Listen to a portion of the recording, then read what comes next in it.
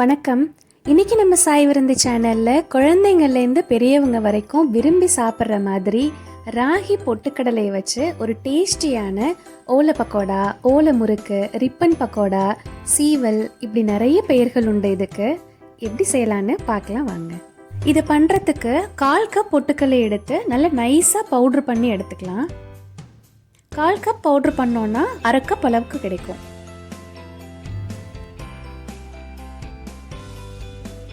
1 cup ragi மாவு எடுத்துக்கலாம். இதில் கொஞ்சமாக பெருங்காயத்தூள் சேர்த்துக்கலாம். அப்புறம் நம்ம பொடிச்சு வச்சிருக்க பொட்டுக்கடலை மாவையும் இதோட சேர்த்துடலாம்.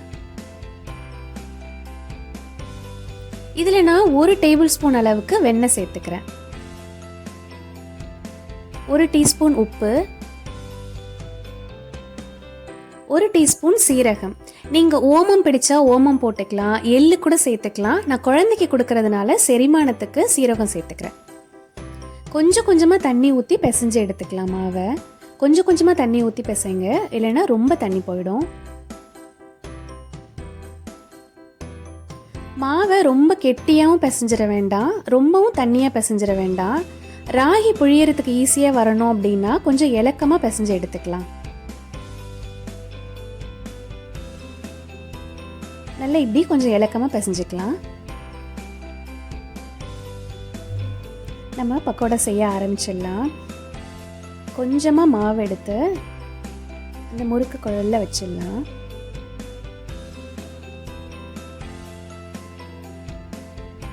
ஒரு அகலமான பேனில் போதுன்ற அளவு எண்ணெய் எடுத்துக்கோங்க. எண்ணெய் சூடானதும் புழிய ஆரம்பிச்சிடலாம். எண்ணெய் சூடாயிடுச்சு, கொஞ்சம் கொஞ்சமாக புழிஞ்சு விட்டுடலாம். நம்ம ராகி மாவில் அரிசி மாவோ கடல மாவோ எதுவுமே சேர்க்கலை.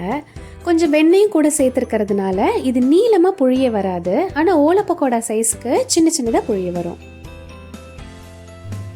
ராகியோட கலர் ப்ரௌன் கலராக இருக்கிறதுனால அது வெந்துருச்சா என்னன்னு நமக்கு தெரியாது. இந்த சொரசொரப்பு சத்தம் அடங்குனதும் எடுத்தால் கரெக்டாக இருக்கும். முறுக்கு பொரிஞ்சிட்டு இருக்கும் போதே அந்த வெண்ணெய் பொட்டுக்கடலை வாசனை ரொம்ப நல்லா வருது. மிதமான தீயிலே வச்சு பண்ணுங்க, தீ அதிகமாக வச்சா கருகிடும். நீங்கள் முறுக்கு அச்சுலையும் வச்சு சின்ன சின்ன முறுக்குகளாகவும் செஞ்சு கொடுக்கலாம்.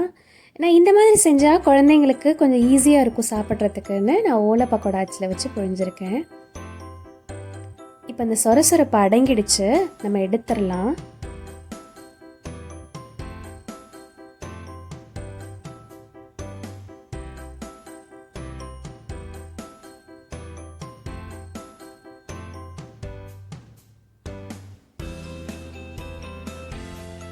நம்ம எடுத்து டிஷ்யூவில் வச்சிடலாம்.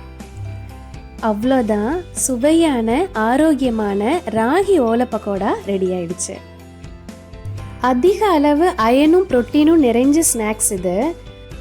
குழந்தைங்களுக்கு நல்ல பல்லு வந்ததும் 2 வயசுலேருந்து இந்த ஸ்நாக்ஸ் கொடுக்க ஆரம்பிக்கலாம். சூப்பராக சாப்பிடுவாங்க. குழந்தைங்க மட்டும் இல்லை, பெரியவங்களும் இது சாப்பிட்லாம். அந்த வெண்ணெய் பொட்டுக்கடலை வாசனையோட சாப்பிட்றதுக்கு ரொம்ப டேஸ்ட்டாக இருக்கும். ராகியை நம்ம உடம்புல சேர்த்துக்கிறதுக்கு ஒரு நல்ல ஐடியா இது. ஈவினிங் ஸ்நாக்ஸாவோ இல்லை அப்பப்போ போகிறப்ப வரப்போ நம்ம எடுத்து குறிச்சிக்கலாம். உடம்புல ராகி சேர்ந்துடும். வீட்டில் செஞ்சு பார்த்துட்டு எப்படி இருந்துச்சுன்னு சொல்லுங்கள். நன்றி.